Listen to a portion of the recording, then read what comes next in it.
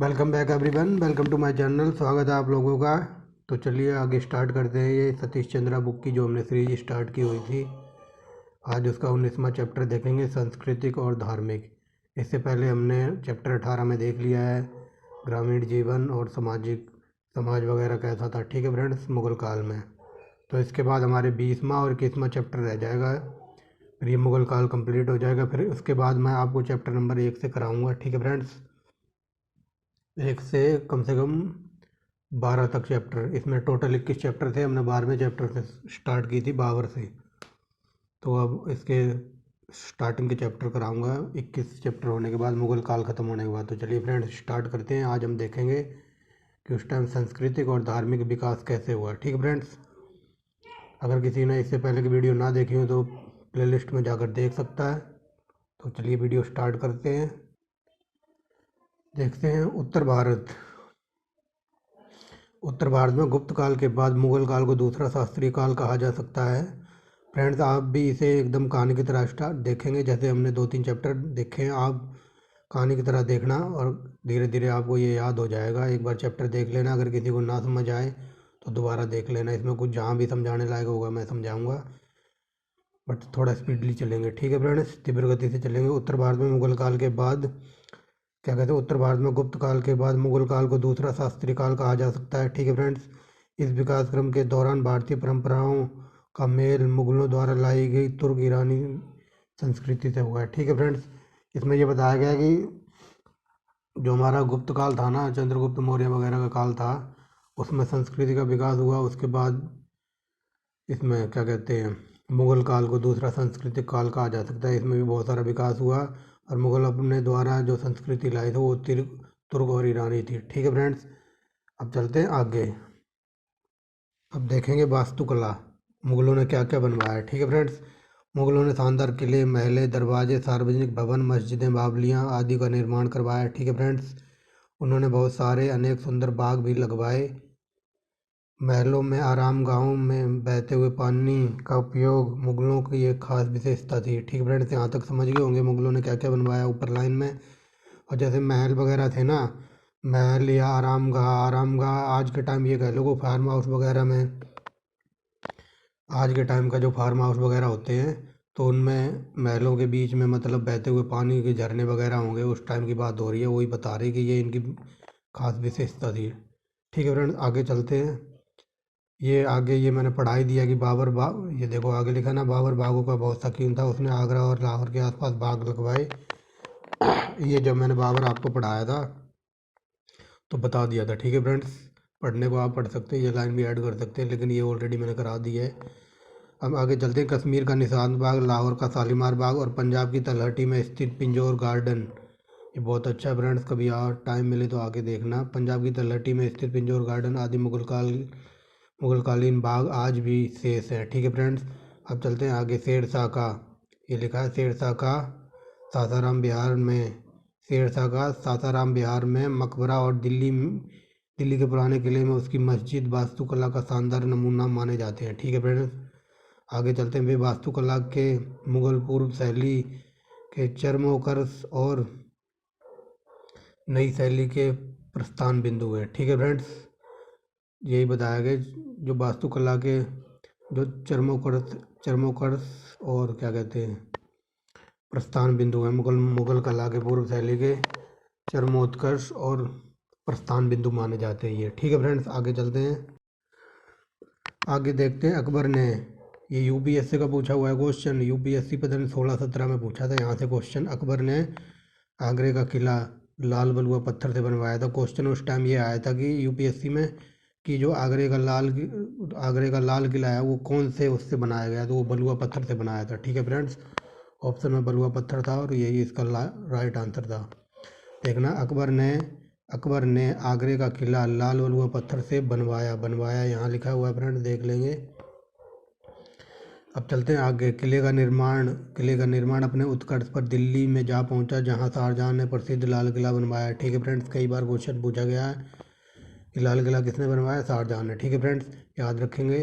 1572 में अकबर ने आगरा से 36 किलोमीटर दूर फतेहपुर सीकरी में एक महल एक किला परिसर का निर्माण कराया जो 8 वर्षों में जाकर पूरा हुआ। ठीक है फ्रेंड्स। एक पहाड़ी पर एक विशाल कृत्रिम झील के साथ अपने इस परिसर में गुजरात और बंगाल शैली की अनेक इमारतें बनी हैं। ठीक है फ्रेंड्स, आगे चलते हैं। हवाखोरी के लिए बने पंचमहल में समतल छतों को सहारा देने के लिए मंदिरों में प्रयुक्त सभी प्रकार के खंभे लगाए गए। ठीक है फ्रेंड्स, आपने देखा हो जो जो पुराने ज़माने के मंदिर वगैरह कभी देखने जाना है तो उनमें वो खंभे से सपोर्ट के लिए खंभे बनाए गए थे मुगलों ने। ठीक है फ्रेंड्स, आगे चलते हैं। फारसी या मध्य एशियाई प्रभाव पर उन चमकदार खपरेलों में देखा जा सकता है। फारसी और मध्य एशियाई प्रभाव उन चमकदार खपरेलों में देखा जा सकता है जिनका प्रयोग दीवारों को सजाने में या झुकावदार छतें बनाने में किया गया है। ठीक है फ्रेंड्स, लेकिन सबसे शानदार इमारतें मस्जिद के पास और उसके अंदर ले जाने वाला उसके अंदर ले उस क्या कहते हैं उसके अंदर जाने वाला दरवाज़ा है, जिसे बुलंद दरवाज़ा कहते हैं। ठीक है फ्रेंड्स, आगे चलते हैं। समझ गए हुए बिल्कुल सिंपल भाषा में ही है। इसमें ये बताया गया है जो नीली खपरेलें और क्या कहते हैं चमकदार, जो फारसी और एशियाई का जो चमकदार प्रभाव था ना वो नीली खपरेलों में देखा जा सकता है, जिनका प्रयोग दीवारों को सजाने और झुकावदार छतों में बनाने के लिए किया जाता है। क्वेश्चन ये बन सकता है कि दीवारों को सजाने और झुकावदार छतें बनाने में कौन सी शैली थी, तो वो फारसी और मध्य एशियाई शैली का नमूना था। ठीक है फ्रेंड्स, लेकिन सबसे शानदार इमारत मस्जिद के अंदर, हाँ ये तो हो गया। ठीक है फ्रेंड्स, आगे जो ये बुलंद दरवाज़ा बनाया था ये कई बार क्वेश्चन पूछा गया है। अकबर ने गुजरात विजय की याद में बनवाया था। जब वो गुजरात को जीत के आया था तब उसने बुलंद दरवाज़ा बनाया था। लेकिन एग्जामिनर कई बार क्वेश्चन यहाँ से पूछा गया कि जो फतेहपुरी सिकरी है जो ऊपर पढ़ाया है कि जो फतेहपुरी सिकरी का किला है ना वो अकबर ने कौन सी चाबियों से खोला था। क्वेश्चन ये कई बार पूछा गया, तो वो सोने की चाबियों से खोला था अकबर ने। ठीक है फ्रेंड्स, याद रखेंगे। नीचे चलते हैं। जहांगीर के काल में अंतिम भाग में पूरी तरह संगमरमर की इमारतें बनवाने तथा दीवारों को फूलदार आकृतियों से सजाने का प्रचलन शुरू हुआ। यहाँ ये जहांगीर के काल में बताया कि जहांगीर के काल में ना पूरी तरह इमारतें संगमरमर से बनी थी और दीवारों पर फूलदार आकृतियाँ बनाने और सजाने का काम शुरू हुआ। ठीक है, इसके काल में, शाहजहाँ के काल में। ये very very most important question है। यहाँ से जब अब मैं पढ़ाऊँगा। साज सज्जा की इस शैली को जड़ाऊ नक्काशी या पितरादूरा कहते हैं। ये क्वेश्चन कई बार यूपीपीसीएस में पूछा गया कि पितरादूरा शैली क्या है, तो ये साज सज्जा की मतलब सजाने बजाने की शैली को, नक्काशी को पितरादूरा कहते हैं। ठीक है फ्रेंड्स, याद रखेंगे। अब चलते हैं थोड़ा नीचे। शाहजहाँ के काल में यह और लोकप्रिय हुई। बड़े पैमाने पर इसका प्रयोग ताजमहल में किया गया। ये बता रहा है कि जो जहांगीर काल में संगमरमर से बनता था ना, तो शाहजहाँ के काल में जो ताजमहल बना हुआ है पूरा संगमरमर से बना हुआ है, वही लाइन यहाँ बताई गई है। ठीक है फ्रेंड्स, अकबर के शासनकाल में दिल्ली। ठीक है फ्रेंड्स, अब चलते हैं आगे। अकबर के शासनकाल में दिल्ली में बना हुमायूं का मकबरा, जिसमें संगमरमर का एक विशाल गुम्बद भी है, ताजमहल की विशेषताओं का पूर्वगामी सूचक माना जा सकता है। ठीक है फ्रेंड्स, समझ गए होंगे। आगे चलते हैं। संगमरमर की बारीक जालियाँ, जड़ाऊ नक्काशी और छतरियाँ इसके प्रभाव को और भी बढ़ाती हैं। ठीक है फ्रेंड्स, ये इसके हुमायूं के मकबरे की बात हो रही है। ठीक है फ्रेंड्स, आगे चलते हैं। शाहजहाँ के शासनकाल में मस्जिद निर्माण अपनी चरम प्रकाष्ठा पर पहुंचा। ठीक है फ्रेंड्स, क्योंकि इसके काल में बहुत सारा निर्माण हुआ है, जैसे ताजमहल कह लो, लाल किला कह लो, और ये मस्जिद वगैरह बनाने का है। तो इसी शाहजहाँ को क्वेश्चन ये बनता है कि किसे मुगल काल में स्थापत्य कला का ऐसा कौन सा बादशाह था, तो वो शाहजहाँ था। ठीक है फ्रेंड, स्थापत्य कला को शाहजहाँ का निर्माण कला कहा जाता है। ठीक है फ्रेंड्स, ये ऐसे क्वेश्चन बन सकता है कि किस मुगल बादशाह को स्थापत्य कला का श्रेय जाता है, तो वो शाहजहाँ को जाएगा। ठीक है फ्रेंड्स, याद रखना। आगरा किले के अंदर स्थित मोती मस्जिद जो ताज की तरह पूरी संगमरमर से बनी हुई है। ठीक है फ्रेंड्स, तथा दिल्ली में जामा मस्जिद जो लाल बलुआ पत्थर से बनी हुई है। ठीक है फ्रेंड्स, याद रखना। क्वेश्चन ये बन सकता है कि दिल्ली की जो जामा मस्जिद है कैसे बनी हुई है, तो वो लाल बलुआ पत्थर से बनी है। ठीक है फ्रेंड्स, अब चलते हैं आगे। अब देखते हैं चित्रकला। ये तो होगी वास्तुकला, क्या क्या बनवाया था। अब चित्रकला देखते हैं मुगलों के। ठीक है फ्रेंड्स, यहाँ से देखते हैं मुगलों के दरबार में युद्ध और शिकार का पीछा करने के दृश्यों से युक्त अनेक नए विषयों का समावेशन किया गया था तथा अनेक नए रंग और रूप जोड़े गए। ठीक है फ्रेंड्स, मुगल काल में जो इनके दरबारों में जो दीवारें होती थी उन पर युद्ध करती हुई लड़ाई का और शिकार का पीछा करते हुए दृश्य अनेक इनकी दीवारों पर बनाए गए थे। ठीक है फ्रेंड्स, नए रंग और रूप जोड़े गए। ठीक है फ्रेंड्स, आगे चलते हैं। उन्होंने चित्रकला की एक जीवंत परंपरा को जन्म दिया। ठीक है फ्रेंड्स, इससे पहले हमारे भारत में भी चित्रकला थी, वो देखते हैं नीचे। भारत में चित्रकला पुरानी परंपरा रही है। अजंता में भित्ति चित्र उसकी जीवन शक्ति का सजीव उदाहरण है। जो अजंता एलोरा की गुफाएं वगैरह हैं उसी का एग्जाम्पल दिया गया है यहाँ। ठीक है फ्रेंड्स, याद रखेंगे। 18वीं सदी के बाद इस परंपरा का ह्रास हुआ, मतलब इस परंपरा का मतलब थोड़ा विनाश हुआ। इसके बाद 18वीं सदी के बाद बता रहे हैं, उसके बाद भोजपत्रों पर लिखी गई पांडुलिपियाँ और संकलित जैनों की यह परंपरा चलती रही। ठीक है फ्रेंड, ये लिखा हुआ चलती रही, मतलब 18वीं सदी के बाद इसका ह्रास हो गया। लेकिन 18वीं सदी के बाद जो भोजपत्र है ना, तो जैसे ताड़ के पत्ते वगैरह हो गए, जैसे पीपल के पत्ते, पांडुलिपियाँ उन पे लिखी जाने लगी, वही बताया गया है। भोजपत्रों पर लिखी पांडुलिपियाँ और अलंकृत जैन संस्कृतों की यह परंपरा चलती रही। ठीक है फ्रेंड्स, अब चलते हैं आगे। यह यहाँ से जैनियों के अलावा मालवा और गुजरात जैसे कुछ प्रांतों में यह 15वीं, अब देखिए फ्रेंड्स क्लियर दिखाई देगा, 15वीं सदी में चित्रकला का संरक्षण हुआ।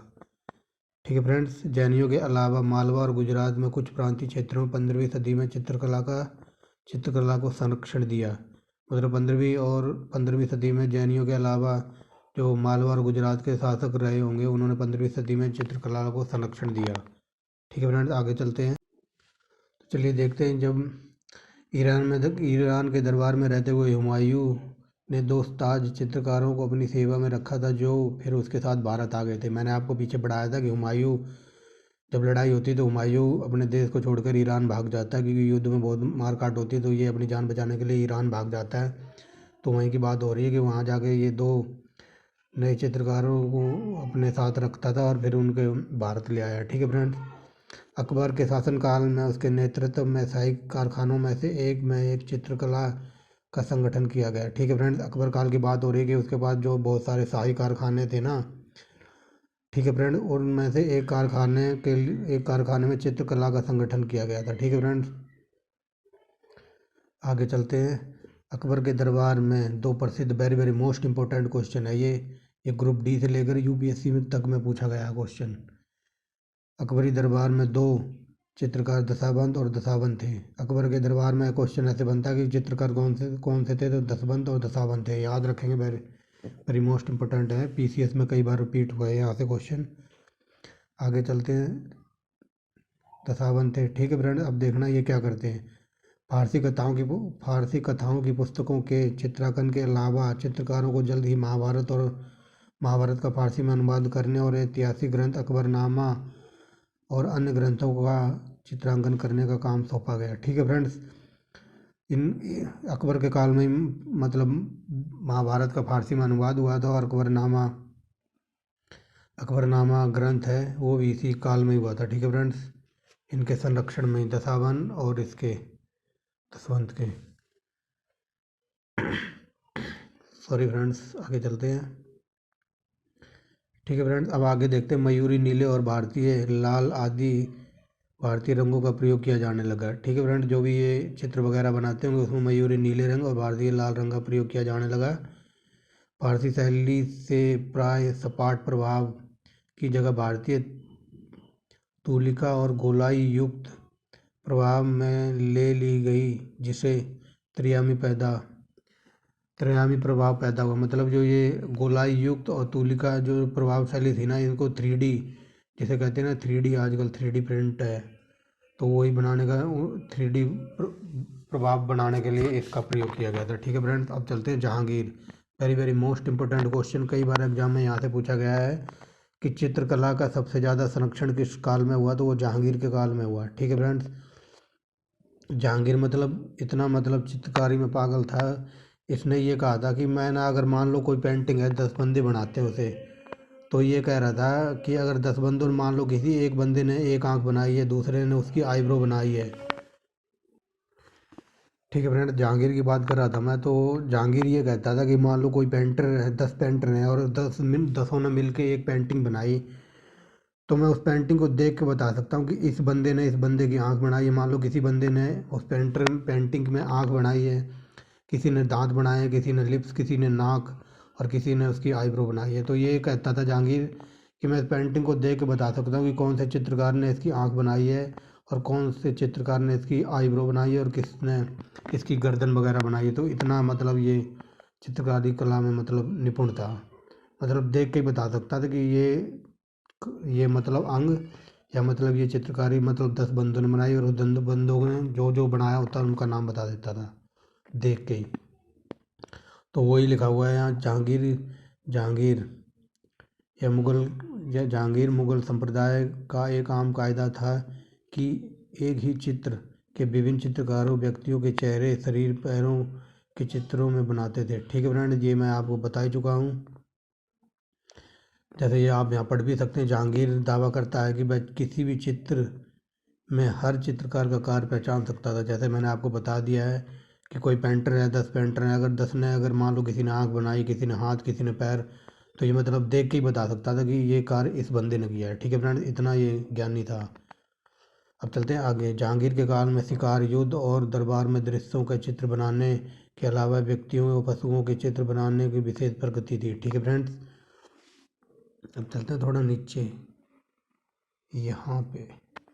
अब चलते हैं शाहजहाँ के अंतर्गत। शाहजहाँ के अंतर्गत परंपरा जारी रही। ठीक है फ्रेंड्स, शाहजहाँ के काल में भी चित्रकारी थी, लेकिन जब औरंगजेब आया ना, लेकिन औरंगजेब ने चित्रकला में कोई रुचि न लेने के कारण चित्रकार विभिन्न विभागों में बिखर गए। ठीक है फ्रेंड्स, मतलब आग शाहजहाँ के काल तक तो चित्रकला चलती रही, लेकिन औरंगजेब का ना कोई इंटरेस्ट नहीं था मतलब पेंटिंग वगैरह में।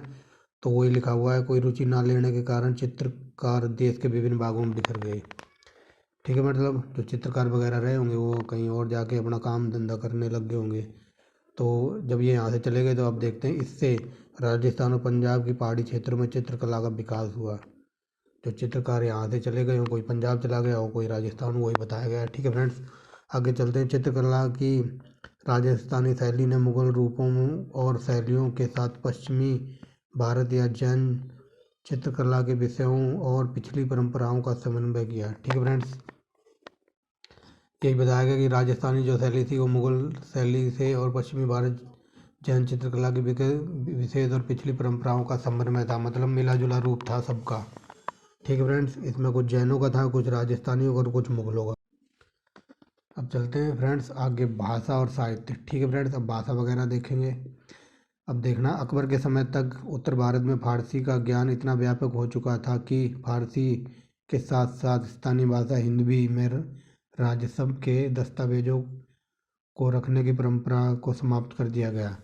मतलब अकबर के काल में फारसी भाषा मतलब पूरे टॉप पर पहुंच गई थी, और जो इनकी भाषा थी ना, स्थानीय भाषा, आम बोलचाल की भाषा जो हिंदी थी, या हिंदी भी लिखा हुआ है यहाँ फ्रेंड्स, मतलब हिंदी में जो भी दस्तावेज वगैरह डॉक्यूमेंट्स वगैरह होंगे ना, उनको फारसी में ही कन्वर्ट कर दिया गया। वही लिखा हुआ है, हिंदी के राजस्व दस्तावेजों को रखने की परंपरा को समाप्त कर दिया गया, मतलब फारसी में ही कन्वर्ट कर दिया। ठीक है फ्रेंड्स, मगर जो अपने दक्कन के राज्य थे ना, दक्कनी राज्यों में स्थानीय भाषा राजस्व दस्तावेजों को रखने की परंपरा जारी रखी, लेकिन जो दक्कनी भाषा थे ना, उनकी जो भाषा थी उन्हीं भाषा में ही उनके दस्तावेज रहे। ठीक है फ्रेंड्स, जारी रहे। अब चलते हैं आगे।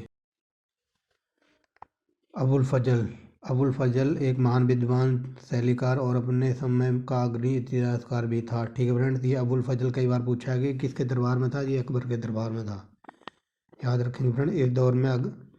इस दौर के अग्रणी कवि उसके भाई फैजी भी थे। ठीक है फ्रेंड्स, 4 नाम याद रखेंगे, अकबर और फैजी, ये दोनों भाई भाई थे, ये रहते थे अकबर के दरबार में, और चित्रकार थे दशावंत और दशावन। ठीक है फ्रेंड्स, फैजी जो अकबर के अनुवाद विभाग भी देखता था, फैजी का काम था अनुवाद विभाग देखता था। ठीक है, वह महाभारत का फारसी अनुवाद इन्हीं की निगरानी में किया गया। ठीक है फ्रेंड्स, क्वेश्चन ये बन सकता है और बना भी है, कई बार पूछा गया कि महाभारत का फारसी में अनुवाद किसकी निगरानी में हुआ, तो वो फैजी की। ठीक है फ्रेंड्स, फारसी साहित्य का विकास में हिंदुओं का योगदान भी रहा। ठीक है फ्रेंड्स, फारसी जो साहित्य वगैरह थे उसमें हिंदुओं ने भी अपनी भूमिका निभाई होगी। अब चलते हैं नीचे। इस काल में संस्कृत में महत्वपूर्ण और मूल काम कुछ अधिक नहीं हुए। ठीक है फ्रेंड, संस्कृत वगैरह पर ज़्यादा ध्यान नहीं दिया इन्होंने। अधिकांश रचनाएं दक्षिण और पूर्वी भारत में स्थानीय राजाओं के संरक्षण में रची गई थी। ठीक है फ्रेंड्स, जो दक्षिणी और पूर्वी भारत की स्थानीय राजाओं के संरक्षण में रची गई। इस काल में क्षेत्रीय भाषाओं की स्थिरता परिपक्वता आई तथा कुछ अति सुंदर महाकाव्य रचे गए। ठीक है फ्रेंड, ये देखिए लिखा है फ्रेंड, इस काल में स्थानीय भाषाओं की में स्थिरता और परिपक्वता आई और कुछ स्थानीय स्थानीय और कुछ अति सुंदर गति काव्य रचे गए। ठीक है फ्रेंड्स, अब देखते हैं क्या क्या रचा गया था। कृष्ण की रासलीला। ठीक है फ्रेंड्स, कृष्ण की रासलीला और भागवत पुराण की कहानियाँ इसी काल में बंगला, उड़िया, राजस्थानी और गुजरात गति काव्य को बड़े पैमाने पर लाई। ठीक है फ्रेंड्स, इस काल में राम भक्ति का भी वो हुआ था, वो हम देखते हैं आगे। ये लिखा हुआ है ना राम। देखिए फ्रेंड, राम की भक्ति में अनेक गीत रचे गए तथा रामायण और महाभारत के क्षेत्रीय भाषाओं में अनुवाद कराया गया। ठीक है फ्रेंड्स, आगे चलते हैं। उलाउल ने बंगला में रचना की और फारसी से अनुवाद भी किए। ठीक है फ्रेंड्स, मतलब उलाउल कोई उस टाइम का बंदा या कोई कवि वगैरह होगा तो उसने राइटर वगैरह होगा तो उसने बंगला में कई सारी रचनाएं की और फारसी में भी अनुवाद किए। ठीक है फ्रेंड्स, हिंदी में सूफी संत मलिक मोहम्मद जायसी की रचना Padmavat, very very most important, कई बार एग्जाम में पूछा गया है कि मलिक मोहम्मद जायसी की कौन सी रचना है, पद्मावत। इसी पे मूवी भी बनी है फ्रेंड्स, देखी होगी फ्रेंड्स। और कई बार क्वेश्चन थोड़ा घुमा के पूछ लेता है कि पद्मावत के रचयिता कौन है, तो मलिक मोहम्मद जायसी। और एग्जामिनर थोड़ा डीप जाए तो क्वेश्चन कई बार यहाँ से ये बन सकता है कि कौन सा ऐसा सूफी संत था जो एक आंख से काना था, तो वो यही था मलिक मोहम्मद जायसी। ठीक है फ्रेंड्स, ये काना था एक आंख से और इसने पद्मावत की रचना की है, कई मूवी भी बनी है इस पर। ठीक है फ्रेंड्स, मध्यकालीन हिंदी की ब्रिज बोली को भी मुगल बादशाह और स्थानीय राजाओं ने संरक्षण दिया। ठीक है फ्रेंड्स, ये यहाँ से लाइन स्टार्ट हुई है। हिंदी में सूफी संत मलिक मोहम्मद जायसी की रचना पद्मावत।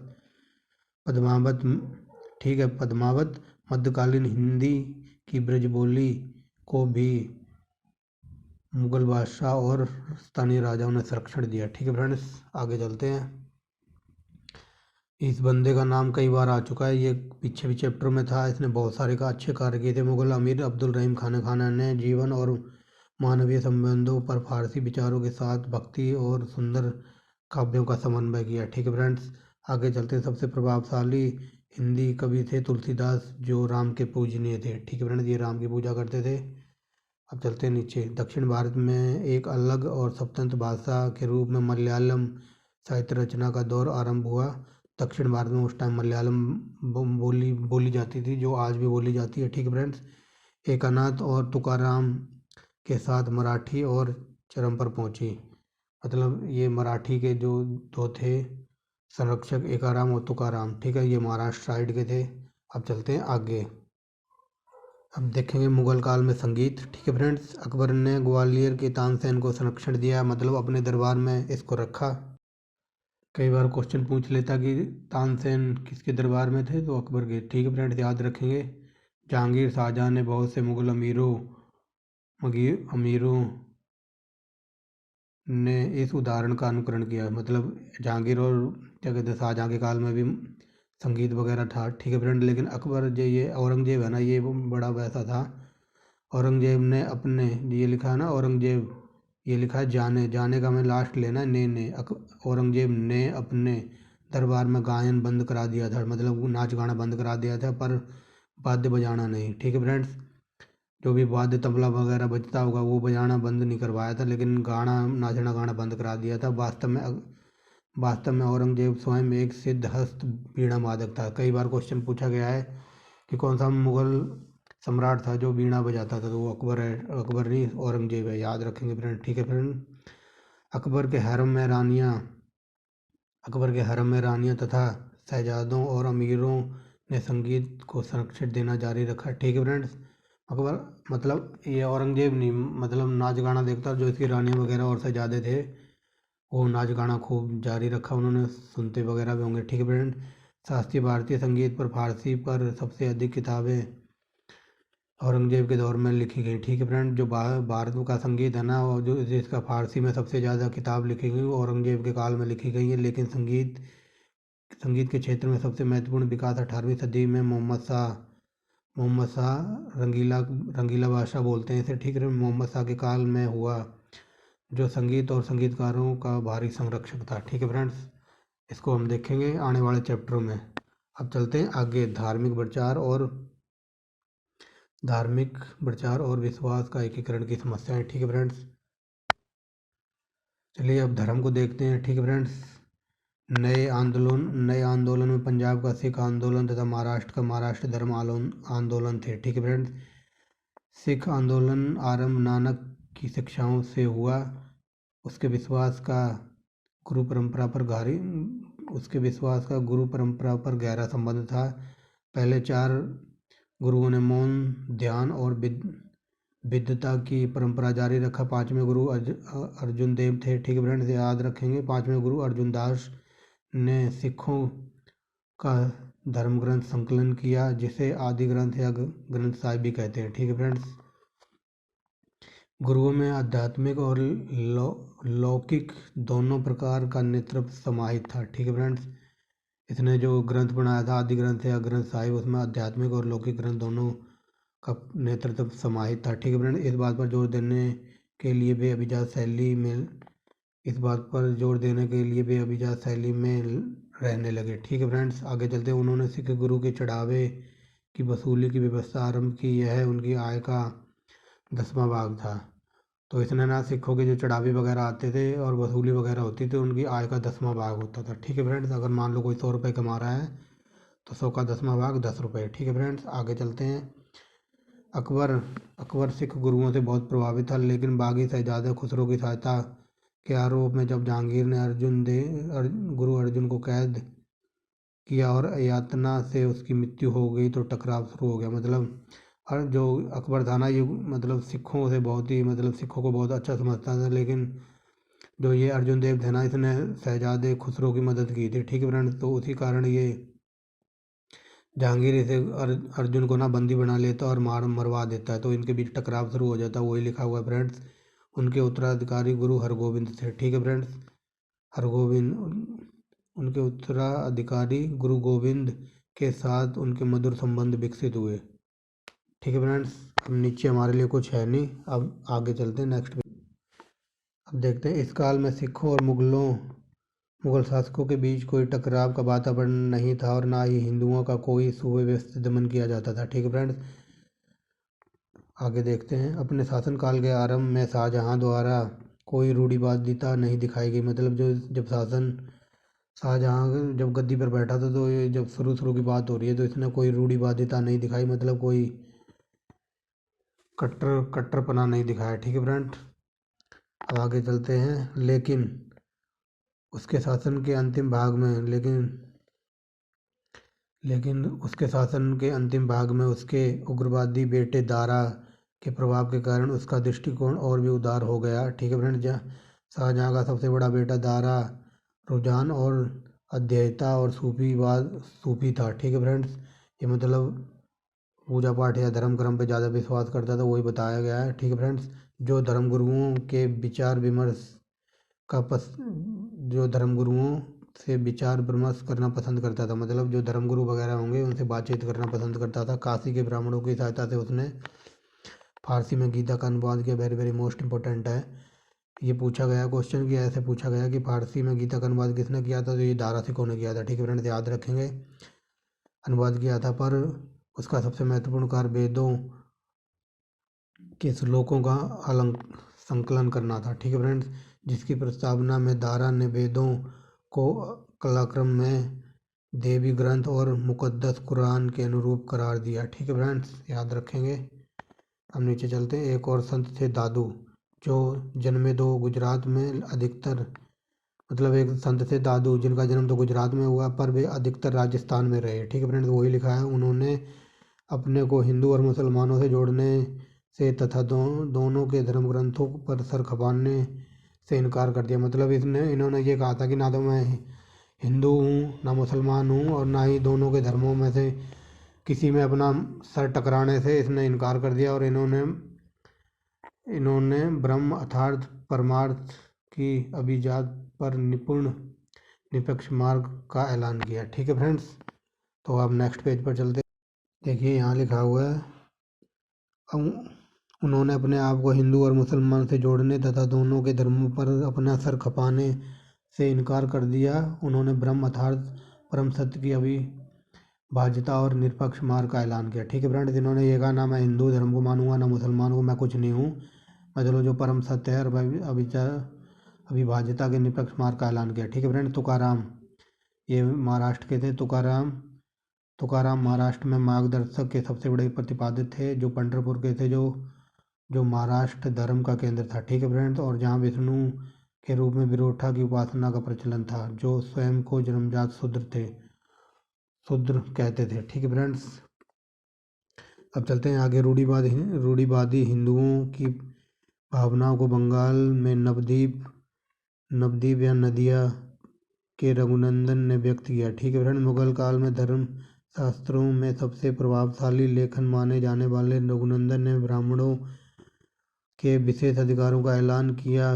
कहा कि धर्म ग्रंथ पढ़ने या उपदेश पढ़ने का अधिकार ब्राह्मणों को छोड़ किसी और को नहीं दिया जाना चाहिए। मतलब इन्होंने ये कहा था जो ग्रंथ वगैरह हैं या धर्म ग्रंथ हैं तो इनको पढ़ने का और उपदेश देने का अधिकार ब्राह्मणों को ही है। ठीक है फ्रेंड्स, तो ये लिखा हुआ ब्राह्मणों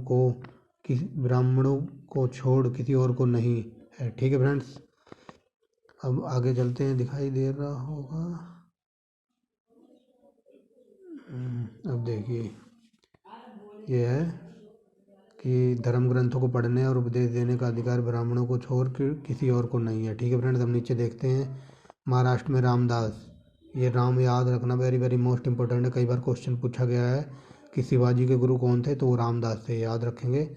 महाराष्ट्र के रामदास जो आगे चलकर शिवाजी के गुरु हुए, उन्होंने कर्म और धर्म का मुख्य स्थान दिया। ब्राह्मणों के विशेष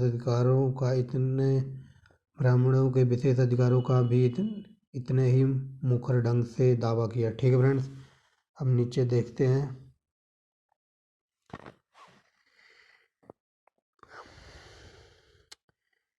रूढ़िवादी उस काल में मुस्लिम रूढ़िवादी पुनरुत्थानवादी आंदोलन में सबसे प्रसिद्ध विचारक लेखक शेख अहमद सरहिंदी थे। वे सूफीवादी के रूढ़िवादी नक्शवादी सिलसिले के अनुयायी थे, जो अकबरी दौर में भारत में प्रचलित था। शेख अहमद सरहिंदी ने तौहीदी या सस्पटा और सुसज्जित की एकता की धारणा का विरोध किया और उन्होंने गैर इस्लाम कहकर उसकी निंदा की। ठीक है फ्रेंड्स, तो यहाँ हमारा चैप्टर कंप्लीट होता है। ठीक है फ्रेंड्स, एक सेकेंड, ये लास्ट की 2 लाइन थी। इस तरह हम देखते हैं कि रूढ़िवादी विचारकों और प्रचारकों का प्रभाव सीमित था। ठीक है फ्रेंड्स, दूसरी ओर उदारवादी विचारकों ने व्यापक जनता से अपनी बात कही। ठीक है फ्रेंड्स, तो ये हमारा चैप्टर था। इसके बाद इसमें नेक्स्ट चैप्टर होगा औरंगजेब और उसकी आंतरिक समस्याएं। ठीक है फ्रेंड्स, नेक्स्ट चैप्टर में औरंगजेब के बारे में पढ़ेंगे। ये हमारा था धर्म और संस्कृति की। मुगल काल में क्या धर्म क्या संस्कृति थी हमारी। ठीक है फ्रेंड्स, तो आई होप आपने वीडियो को एंजॉय किया होगा और ऐसी ही वीडियो देखने के लिए जुड़े रहिए चौहान सर के साथ। ठीक है फ्रेंड्स, तो thanks for watching the video and bye bye.